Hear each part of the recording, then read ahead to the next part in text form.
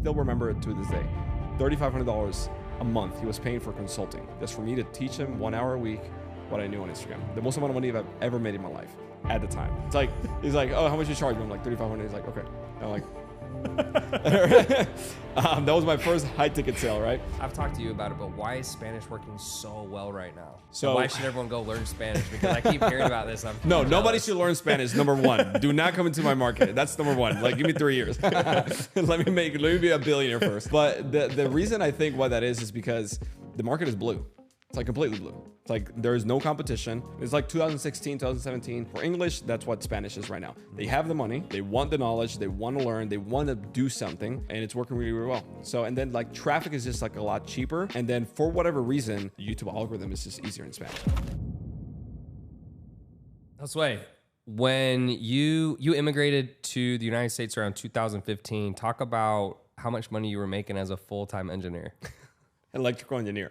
$350 a month in Dominican Republic, working in the Caribbean sun for like 8 to 10 hours a day. So is that in USD or in what? USD? So USD. Dominican pesos was like 11,000 pesos, something like that. So when you're living there, how were you able to even come over to the States? Was it a bunch of paperwork? Did your parents come over here? How was that whole process? So I came here with a student visa. My parents helped with the whole entire process. And I went to Indiana, Lafayette, Indiana, out of all places. My neighbors was a fat cow, a pig, a cornfield, and a fat girl. So it was bad. I remember the Indiana days. Did your parents get to come with you, or is it just you? No, my parents came. So my dad got a job in a church. So my dad is a pastor.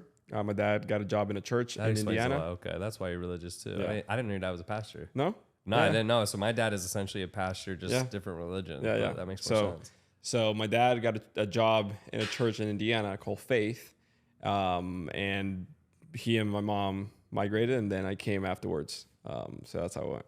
Okay, and so then when you came over here, since you're on a student visa, what was the goal of the student visa? Were you still working as an engineer and now you were going to get a job, or what was the plan? So my plan was to get out of Dominican Republic, no matter means. Like, that was my plan. I liked it when I went there, though. It seems nice, but it's well, what's the proper term now? You don't say third world because people get all upset, right? Yeah, well, it's third world. It's like no matter how you slice it, it's like we're in Miami. We don't have what I'm looking at right now.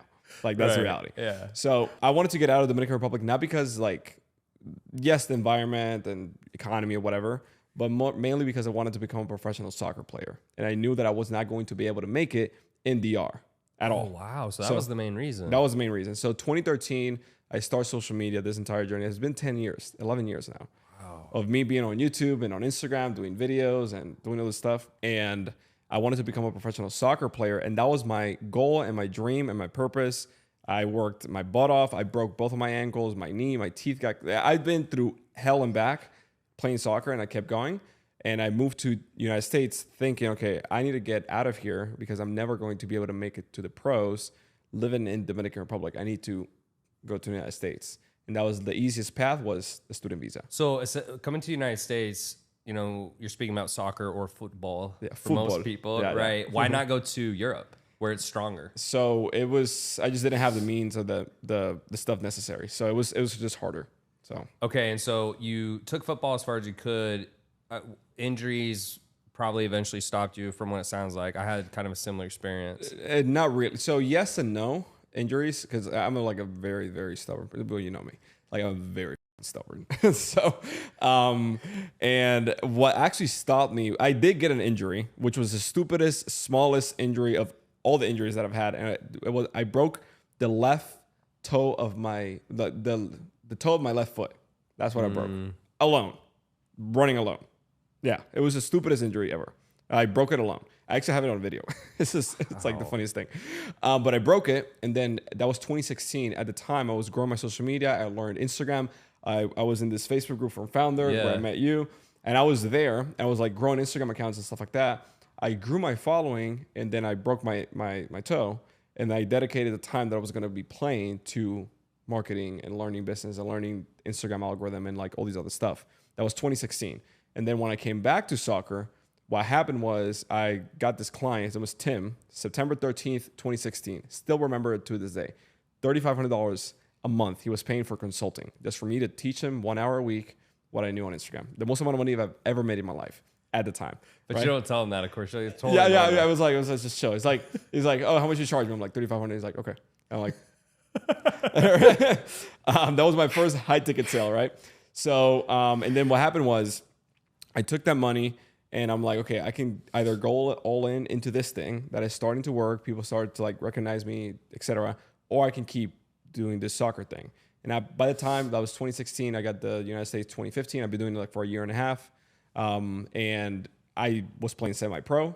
I was traveling all over the country.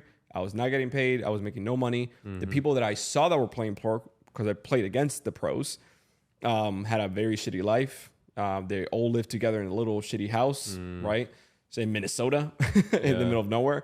So I'm like, okay, like my life, I'm never going to be Messi or Ronaldo.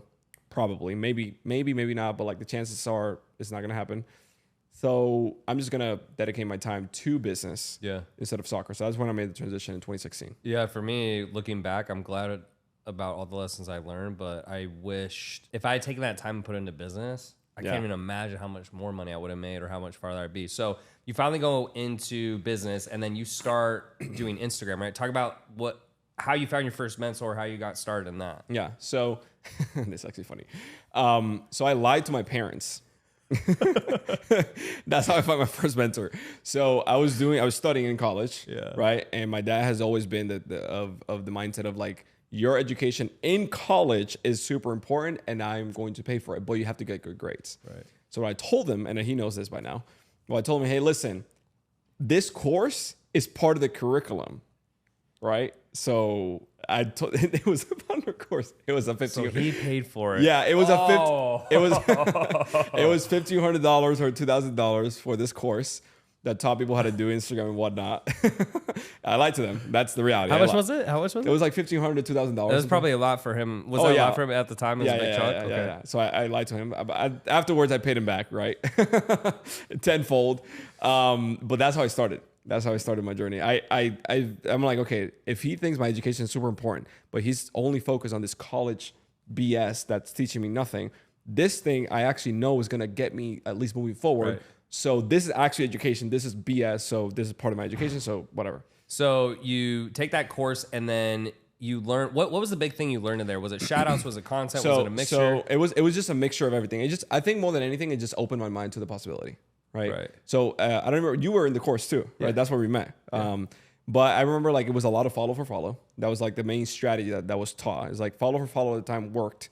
And I started doing that, started working, but then it stopped working. And then I remember saying like, crap. And when you say follow for follow, just for everyone listening, it's to grow the account. That was Correct. like one of the strategies in the beginning to grow the account. The Instagram. It was like, hey, like I just find a bunch of people to follow on Instagram. I hit follow on each one and then I unfollow the next day, so on and so forth.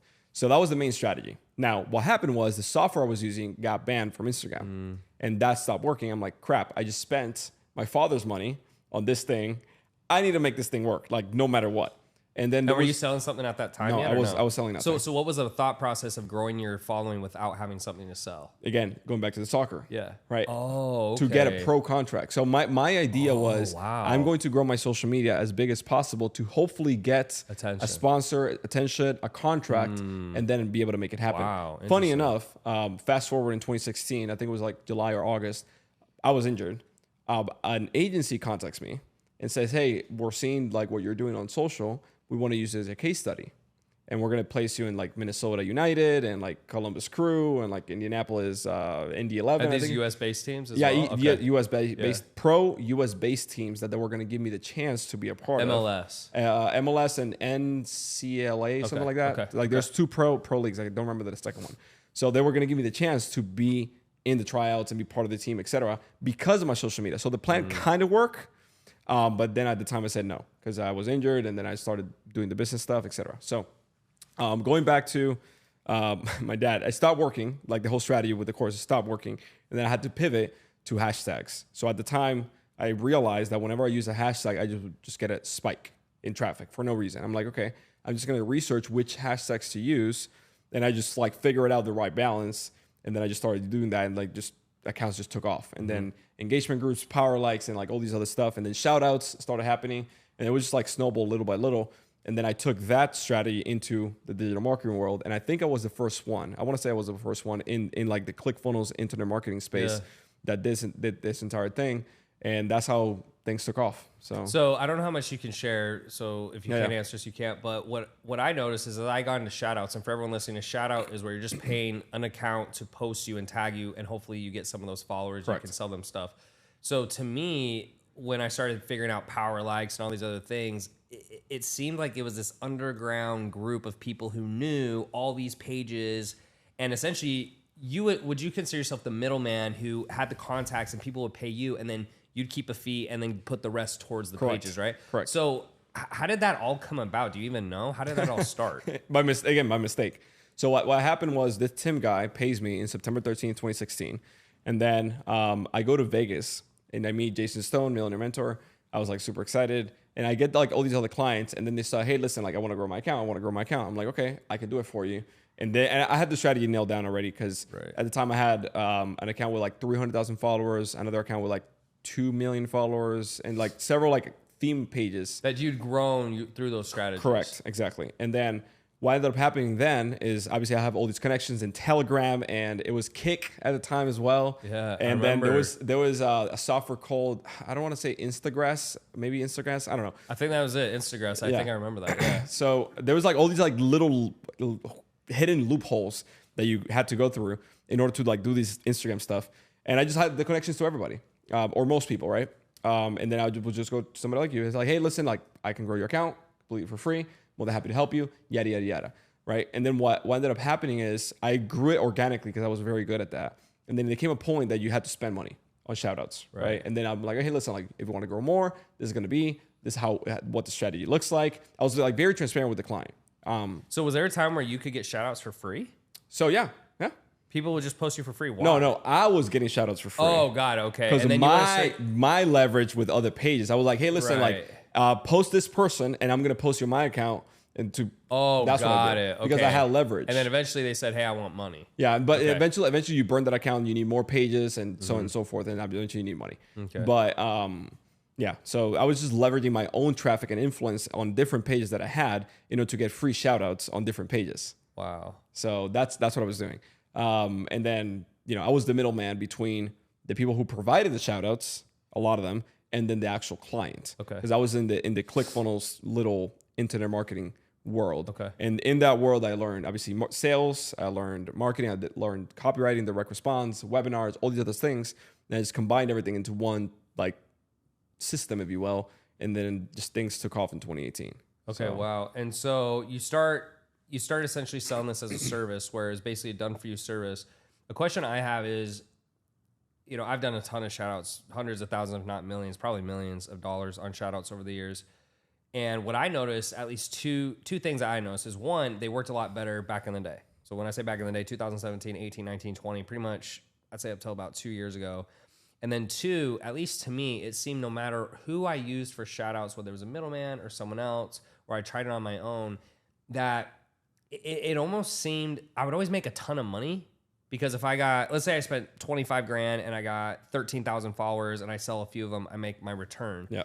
But it seemed whenever I would do it that you would almost get real people, but then you'd also get maybe bots or spam. And it obviously would depend on the person, but it almost felt that way to me.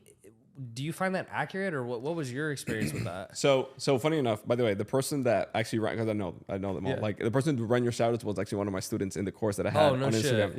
Yeah. Wow. So again, it goes back to me being one of the first person or the pioneer in our industry for Instagram marketing. So how did people get into that? Was it a network and then people just bought into the network, or how did they get into the network? I had a course, right? I had a course that taught people how to do these things. Okay. And then part of that course was access to the network. Yeah. Oh, wow. Yeah. So it was your network to start with? I built it. I had like all the Telegram groups, all the stuff, like in a massive spreadsheet. Yeah. So whenever that would happen, do you think that was more my imagination, or was it a mix? Because I'm assuming they can't control all the quality. Yeah, you can't. But were some people do you think it was a fact some people would send real with fake, or what do you think it is? So it depends on who it is. Obviously, we know a lot of people. I'm not going to say names, but it's like some people like did send Brazilian followers all these like giveaway stuff. It was like So like the loot bullshit. giveaways and stuff. Yeah. That's not a good idea, period.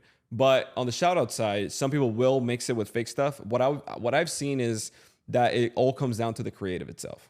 So the content. The content. Right? And everyone always says that. Correct. So like, let me give you an example. A real example. In 2018, I go to Vegas with a good mutual friend, Kevin, and like his little mastermind. Yeah. And we run into this, and like, mind you, we're drunk and like walking around Vegas, right? And sounds accurate. Yeah, sounds accurate. And then we run into this rapper. His name is Dylan. Okay. And he's the kid is like 15, 16 at the time. He's freestyling on the street. Okay. He's like, I'm like drunk, like I'm like barely understanding this guy. I'm like, oh my God, this is the next Eminem. That's what I thought, like immediately on my head. I was about to ask you, is he a white guy with the name Dylan? Yeah. And then I'm like, hey, listen, like rap, and I want you to say my name Josue, and I want you to say Instagram, and like I give him like a couple of keywords, and he does it, and I film it. I take it back home, and then I know the owner of @rap. @rap is the biggest rap page on Instagram, right? With hip hop and stuff like that. Today's even bigger than back then. Back then it had like 1 million or 2 million followers. Today I have like 8, 10 million. Oh, wow. Yeah. So I go to him. I'm like, hey, listen, how much is a shout out? He's like $300 at the time, right? I'm like, I like the Dylan guy. I want to help him. I'm like, I'm going to put you on rap. I pay my money. I pay the guy that I know. That's the owner of @rap. I take the creative that I filmed and put it on that page. Okay. He grew 10,000 followers in 24 hours. Wow. Right? Now, it was all the creative. It had a banner, whatever. And what's funny, I'll give you the story. It says 16-year-old, instead of saying rapper with 2 P's, it only had 1 P. Right? So if anyone is saying it says raper. So it says 16-year-old raper freestyles. Oh, gosh. And then the comment section went crazy. Ham, and the video went viral. Yeah. And then he grew 10,000 followers in 24 hours. From then he went on TV, not on The Voice, but like something similar. Wow. It's like twice he was there. And like it just blew up. Like blew up completely. So it's not his page blew up, his personal page. He had like 5,000 followers at the time. He grew like 15,000 followers today. He like 3 months later, he was like at 150,000 followers. Wow. And like he's still a good friend. Like we're still in contact from that one thing. But the point of the story is this: is the creative. Yeah. You're paying $300 anyways for the shout out. Yeah. You're paying whatever money for the shout out regardless. You're paying for the placement. Now the content itself is what's going to determine if people like it or don't like it. And then when they land on your page, the page is going to determine if they stick or don't stick. So that's the problem that most people see with shoutouts, why they don't convert. They're doing that at scale, right? Which is obviously what you want. But then the content itself is just like copy and paste, like just very little effort, very little stuff. So do you think, let's say someone has an account, let's say they've done shout outs in the past, they have an account, they have a lot of followers, but their engagement's really low and they're blaming that. Do you still follow that same standard where that doesn't really matter, your content sucks, make better content, you're gonna be fine? For the most part. Sometimes like some accounts are like very impossible to like recoup, and then it's just better to start from zero. But for the most part, yes.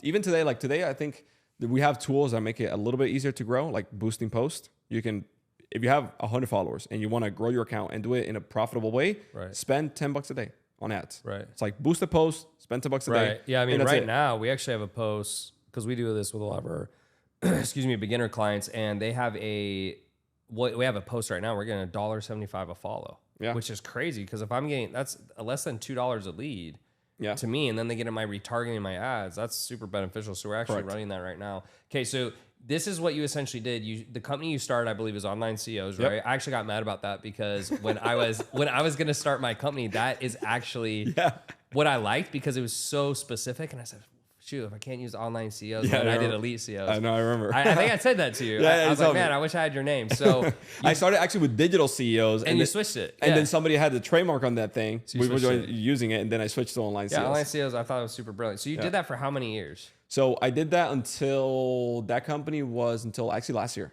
Last year. And then just so you just pivoted to what you're doing now, right? Right. I just pivoted the branding itself from Online CEOs to digital entrepreneur. So because like in Spanish, you can't translate Online CEOs. But are you doing any English now, or is fully Spanish? We're doing both. We're doing both English and Spanish. Okay, so lead gen for both, etc. Okay, so what's working better right now? Is it the English or the Spanish? Spanish. Like hands down. Okay, so close. why is, I mean, I've talked to you about it, but why is Spanish working so well right now? So why should everyone go learn Spanish? Because I keep hearing about this. I'm no, jealous. Nobody should learn Spanish. Number one, do not come into my market. That's number one. Like, give me 3 years. let me be a billionaire first. But the reason I think why that is because the market is blue. It's like completely blue. It's like there is no competition. Number one, people not gotten as screwed over as in English. Right. The amount so it's like, would you say it's similar to 2017, 18? Yeah, Something like for English? Yeah, correct. It's like 2016, 2017. For English, that's what Spanish is right now. They have the money, right? They want the knowledge. They want to learn. They want to do something. They have the credit cards. We're only targeting Spanish in the United States, not in Latin America. Yeah. Obviously, we live in Miami, which is the capital of like Spanish, both English honestly. and Spanish in the United States. Lot. And it's working really, really well. So, and then like traffic is just like a lot cheaper. And then for whatever reason, like just that YouTube algorithm is just easier in Spanish. I don't even know. Yeah. So what you started recently, digital entrepreneur, right?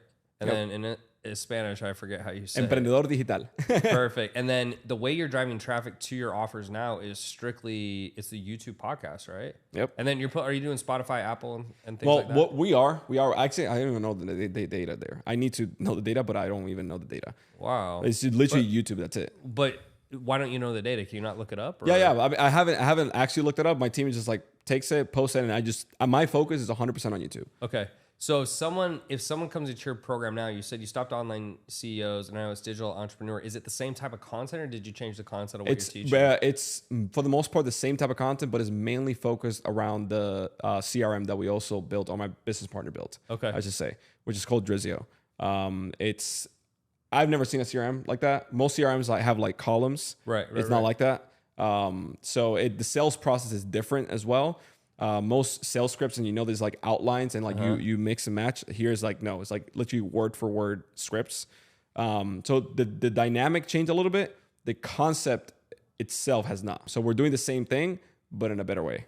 Okay, so if I were to work with you now, you're still going to teach me how to grow. Is it social media? So it's still social media based. Yep. You have the CRM, and the CRM they built, was it completely from scratch? Is completely from scratch. Wow, completely from scratch. Yeah. And it has like an affiliate commission engine, payment processor integrated, LMS as well. Like everything is like into one single thing. And it's different than Go High Level because I've used Go High Level as well. Go High Level actually uses a code that's called Lead Connector. Right. You like white labeling a bunch of vendors and putting everything together. Yeah. The person who built this thing, his name is Anthony Powell, and Peter is his programmer. And they're like in the 13th generation. They come from like network marketing, MLM world. So like they've done that. And then I'm like transitioning and bringing it into this world. Okay. And then what was the main reason that you changed branding? Was there anything specific? So the reason was because we wanted a name that I can easily translate both English and Spanish. So there's no way that you can translate online SEO to Spanish. Like trust me, I tried very, very hard and it does not work. Meaning what? When you say you can't people translate? don't know what a CEO is. Really? Yeah. You can like, CEO, huh? Oh, no way. Yeah. I would never have guessed that. Yeah. So it's like whenever and I'm like on TV and Univision and Telemundo, I'm like doing all these things. And like whenever you say something, it has to be easily rememberable. It's like, it needs to be like something like, that it clicks. Right. CEO en línea is not it. It's like online CEO in Spanish is not it. So, that was one of the main reasons why we just switched completely. And so. Okay, so you've been in business, 6 years, 7 years now, 8 years? Since 2016. Since 2016. So about 7 years. Yeah, 8 7 years. Okay, years. so I can't remember. Like 6 years, 5. I can count, I promise. So you've been in business about 8 years, and then the main way you're driving traffic now is through the podcast. What's your strategy for that? Because I think people find it interesting. Because you went 0 to, it's almost at 55,000 or so. Yeah. Right and now, is the Instagram even bigger, or where's that? Instagram is like 180 right now. So if someone is coming in, they don't know anything about content, maybe explain how you choose your guests, what types of questions you ask, because I think you've had a really unique take on it. Obviously, it's in Spanish too, but at the end of the day, I think your mindset and strategy around it is really working. So maybe just talk about that. Let me tell you this. I'm going to do the same thing in English. And it's going to take longer to crush it, but I'm going to crush it in English too. We're going to do the exact same strategy in English, and you'll see it. Well, it seems like it's working. That's why I think maybe breaking down how you think about it. Yeah. So one, I would say, is the people that we bring on the podcast itself, obviously, they are experts, right? It's like they need to be good at something. Are you more concerned if they're an expert or how big their following is, or both? It depends on if they're a client or not. Okay. If they're not a client, Their following needs to be big. If they are a client, I don't care. So right now you actually bring people on who are your clients, and part of what you sell them on is they'll be on the podcast. Correct. Because like basically it's like, yeah, because like I'm injecting Which is traffic. a great selling point, because I can't imagine if I had 1 million followers, someone goes, oh wow, yeah, I'll pay you and then I'll be on the podcast. That's part of the deal. And then like it's immediately is immediate ROI for the client. 100%, because they get free traffic. Correct. Exactly. Just to give you an example, one client, he sells an e-com course. It was Alejandro. He's done close to $700,000 in sales since December 1st. Out of those $700,000 in sales, $450,000 of that came directly from my podcast. Wow. You're kidding me. Yeah. And the person closing those deals is my dad. The one Wait, your dad's closing the deals right now? Yeah. The one that I stole the $1,500 to. That's absolutely baller. Because I like when you can do that if it works out, because then you're helping your family, but they're actually contributing. Yeah, that makes sense. You're just handing it out. Yeah. So the strategy that we're doing right now is, one is in the questions that I ask, how I ask the questions, I frame them always to give a very good, concise answer that can be used for shorts. So let's just say, for example, you were an Airbnb coach. I'll be like, hey, Tanner, what would you say are the 3 things that I need to do in order to make $10,000 a month on Airbnb? Right. So you really frame the questions. I frame the questions correctly. So I know this because I'm building the offer, right? So I'm building the systems and strategy and like all the marketing material. So I know this because of that.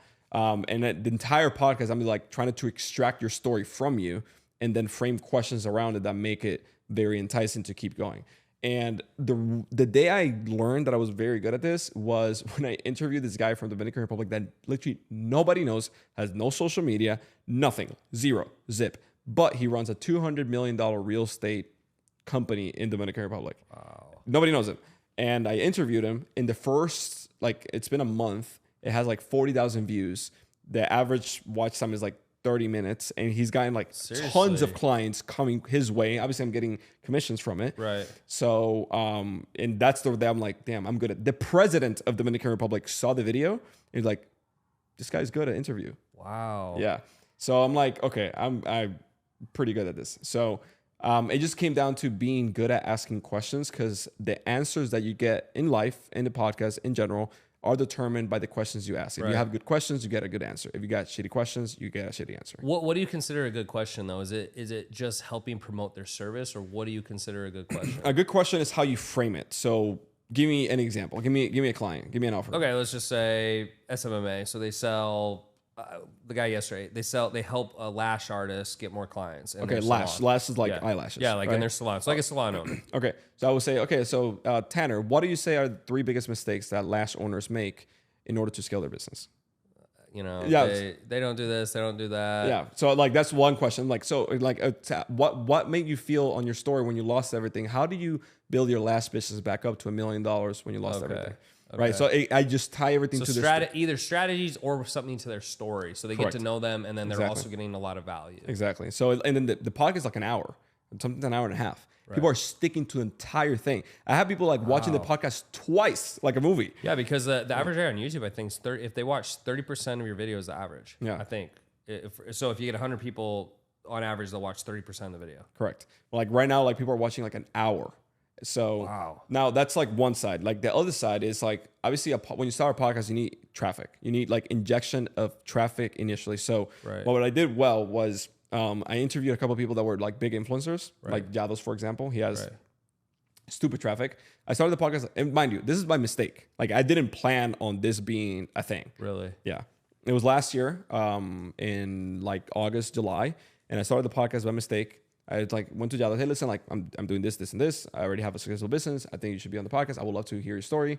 Boom. Right. He goes on there and traffic just spikes. It spikes, but then it goes down. Did it spike because you were able to tag him, or he shared it? He shared it. He shared it on one story. On one story. Right. It spiked, but then it went down. But some of the people stayed in with the YouTube algorithm, etc. Now, a couple of weeks after that, I interviewed one of my clients. His name is Robert. This Robert Kiyosaki in Spanish. His partner is Fernando Gonzalez. I don't know why. Yeah, so I have Robert Kiyosaki as a client. Rich Dad Latino in the Spanish division that they have. I'm trying to get Latino, is that what they call it? Yeah, that's what the company is called, Rich Dad Latino. But I'm trying to get Rich Dad Company as a client right now. But anyways, so I interview him, and mind you, he has like it starts picking up like today that one video has like 700,000 views. That one video I posted in October. Yep. And then that one compounded, and then I interviewed Sensei, which has a ton of traffic, and then I interviewed Boom, and then just like snowballed into one thing. I'm like, okay, this is a thing. And when I realized that I could launch offers and experts and people was in December when I interviewed this ecom guy that nobody like knows, and has done $700,000 in the last 3.5 months. So just organic. So if someone's trying to start a podcast, I don't know how much influence maybe you have, maybe you were friends or not, but if they're trying to get these big name individuals, I get the method and it makes total sense. But what if they can't get them, or how would you frame it for them to get them? Is it just persistence? Is it luck? Maybe you work up with smaller people and then get to big people. What would you do? So I don't consider myself like a podcast expert, right? To be honest with you. If somebody's trying to get a big name and they can't, it's probably because you don't have a big enough audience and they're considering not worth their time to be there, which is totally fine. So we just you got to put in the work and just build something for yourself. Like, for example, the reason why even Yados accepted to be on my podcast was because he saw what I had built for the last 5 years. Right. He saw who I was. He saw the people that I related with. He saw me going to dinners with this guy and this guy and this guy. He saw like what I did. Even though my Spanish brand was like literally just starting. I started in July. It was nothing. He saw the people that I had on the English side and it's like, no, this guy is something, right? And that's why I think he decided to go on the podcast. So if like somebody started from zero, like complete zero, you're not going to be able to attract big names unless you pay for it. So it's a pay to play game if you want to speed up the process, or you become really freaking good at what you do. You build something that's worth talking about, and then these guys will come. And then the key, I'm assuming, is once you do the podcast, try to cut stuff up into clips or things that they'll use so that you can at least try to invite them to collab, et cetera, and you can pull all the traffic. Exactly. That's been interesting. Do you look for people that you find interesting, or do you look more for people that maybe can help the stats? So, for example, I've really found it fun for me to do interviews because I almost view it as a lunch that's mutually beneficial. So people seem I don't get anyone who's said no to me yet for the pod. But then again, you're Tanner freaking Chittister, right? I've loved it because I actually went on pods and I enjoyed it so much that just mentally it just stimulates my brain so much that I really enjoy it. You've been in the game 7-8 years, we said, right? So 8 years in business. What are 3 major mistakes that if you could go back and ask your younger self that you would do now? Knowing what you know now, what would you go back and tell your younger self not to do? 3 big mistakes, whether it's hiring, training, this course, that course, whatever it may be. So I'll tell you one, and that is the 3 mistakes that I did in 2018, between 2018 and 2019, that made me lose everything. So 2018, I made my very first million. 2019, I ended up working in a gas station as a cashier here in Miami. I remember, bro. I know. It was tough, very tough. And the reason why, and literally like less than a year later, like September 2018, I get the 2 Comma Club. Yeah. August 2019, I'm working as a cashier in a gas station. So the 3 things that I did back then, huge mistakes that I'm never doing today again. 1, I didn't focus. So like one thing, focus on one thing. I started like doing like this side projects and side businesses and like all this other stuff that didn't matter. Like that, and that was also completely unrelated to the main business, right? So that's number 1. And I started like spending a lot of money on these dumb projects. So that's number 1. Number 2 is I started hiring people based on future revenue that was going to come in, hopefully. Meaning what?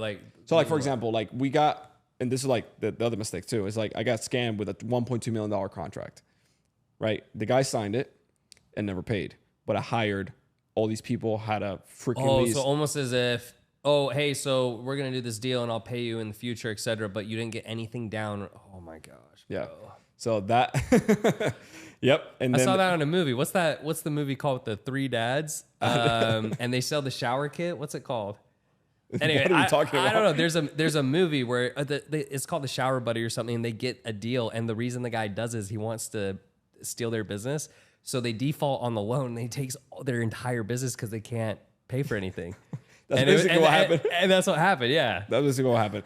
And then the third thing, obviously, I was spending money like doing dumb shit. It's like renting Lambos and yachts and like partying and this and that. So those 3 mistakes I would say are the 3 things that I would tell my younger self not to do. So you were in Indiana and then you came to Miami. Do you find it harder for you personally to not spend a lot of money in Miami because there's just more money here and more people are doing it? Or is it just a thing that you would struggle with no matter where you're at? Or well, in Indiana, it's very hard to spend money. It's just very hard to spend money, even if you want to. Like, it's impossible to spend $5,000 a month. It's like, you're not going to do it. It's like, it's literally impossible. Like, you can go out every night, every like hour of every day, just a new place, and there's not a new places. Like, that's it. Like, there's nothing in Indiana, zero, and everything closes at 6. So like, it's literally impossible to spend money in East Lafayette where I used to live. But it is definitely like the living expenses here in Miami is 100% different. So like just baseline, like just to live, it's like $14,000 a month. Just to live, survive, rent, food, just basic stuff, no going out. It's $14,000 a month.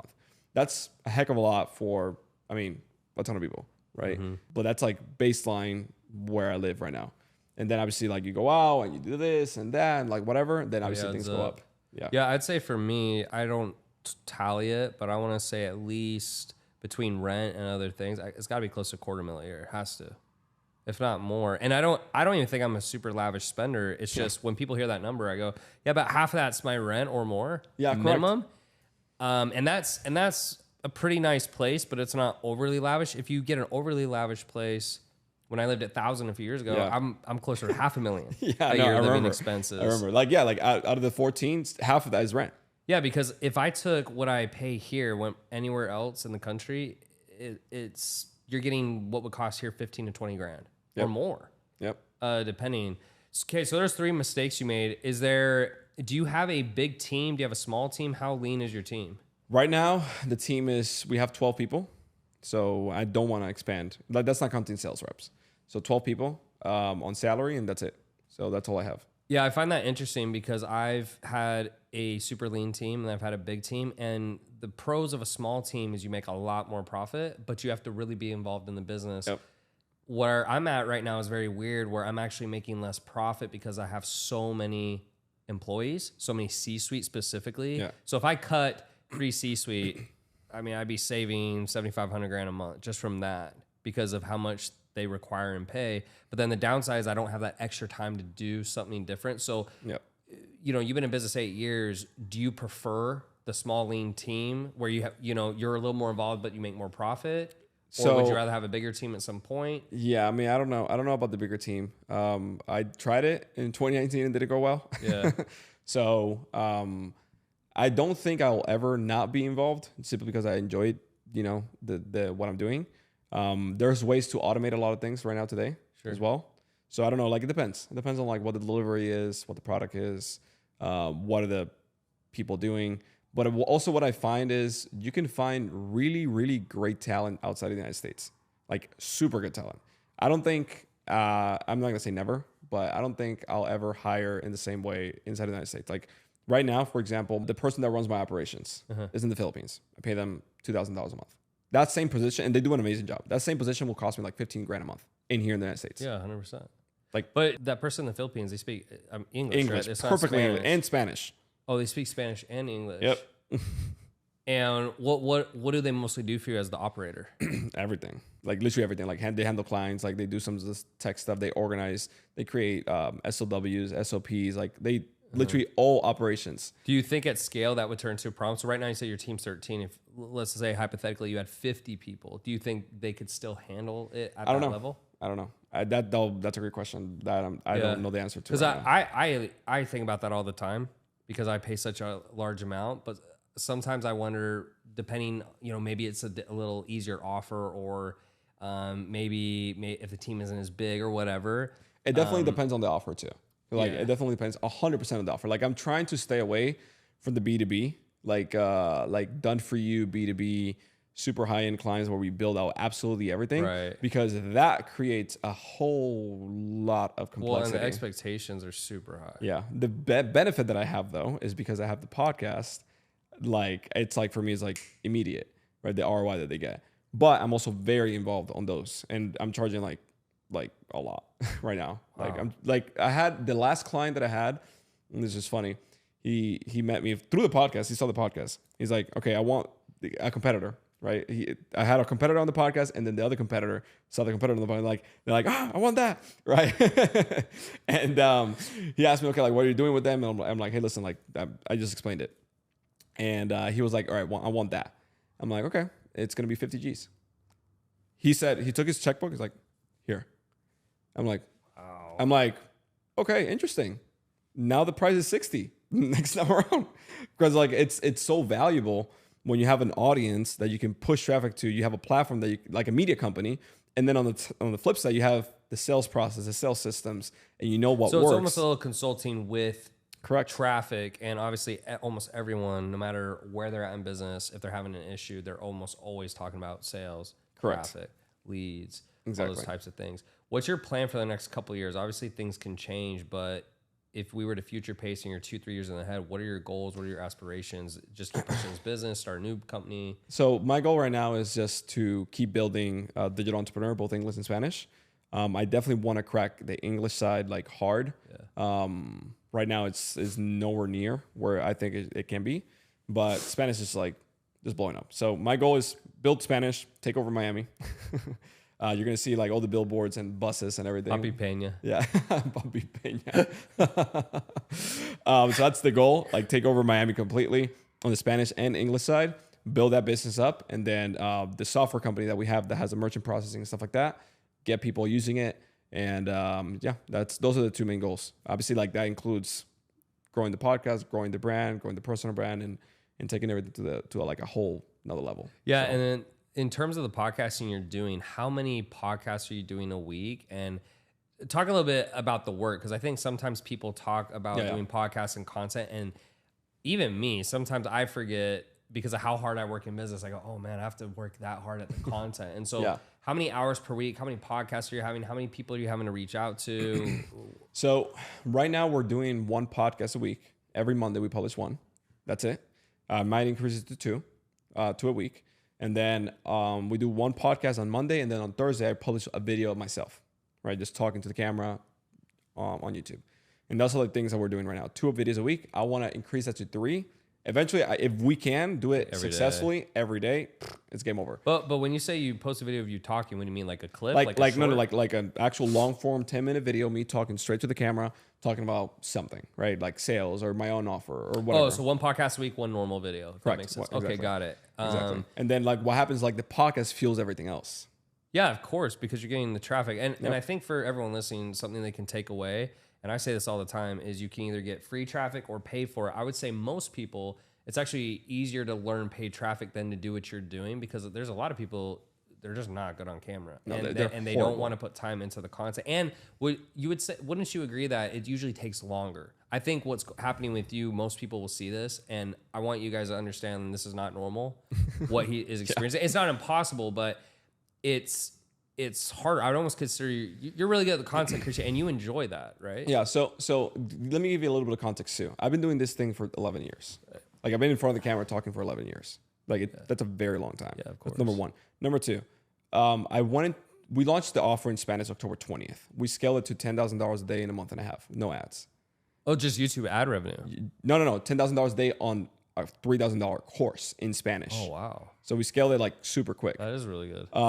So like obviously people hear this and like, hey, whatever. But mind you, again, 11 years doing like in front of the camera talking. You can look them up. You can just put Josue Pena Fitness. Mm-hmm. You'll see it. Or Elation Fitness. That was the hopefully the toe videos on there where you broke it. Yeah. And that's one. Second, I've been already built a successful business in English, and this was a second business I started in Spanish. And then third is the market. It's like it's blue. So it's like you combine all three, where it's like you have big experience for a very long time in front of the camera. You also know what works, what doesn't work, what offer works, what doesn't work, the infrastructure that you need, et cetera, et cetera, et cetera. And then also you combine it with the market, you put those things together and it just blows up. So there's some element of luck, but at the same time, it's like somebody that's starting from zero, that's like down the street, I want to start a podcast. I don't think they will be able to do it because they don't have the skill, the expertise, the experience, the knowledge of everything else that I do have when I started it. And it's even just learning how to communicate better. What I've been trying to do more recently is really watch what I say. And there's even some words I say a lot that I don't like, that I think makes me sound less intelligent. I've noticed that. But I agree to your point. What I find ironic is when I was younger and I didn't have a lot of money, I wanted to make a lot of money quickly so I could have a bunch of things. And then over time, what I started to realize is to get those things, you have to put so much time and effort into your craft. And then by the time I got those things, I didn't want them as much. And I realized that's why most people never get there, because they don't actually want to put a lot of time and effort into becoming an expert at a craft. And it does take a lot of time and effort because you're competing with everyone else. I mean, Correct. you're competing against everyone across the world. Yep. If people want to find you, Josue, or they want to work with you, whether they speak Spanish or English or Spanglish, where can they go to find you? Just go to on Instagram at Pena at Pena. That's actually Not Papi Pena. No, not Papi Pena. I might have to grab that though. But at Pena, just 4 letters Pena on Instagram, and on YouTube just Josue Pena, or just digital entrepreneur. You'll find me there.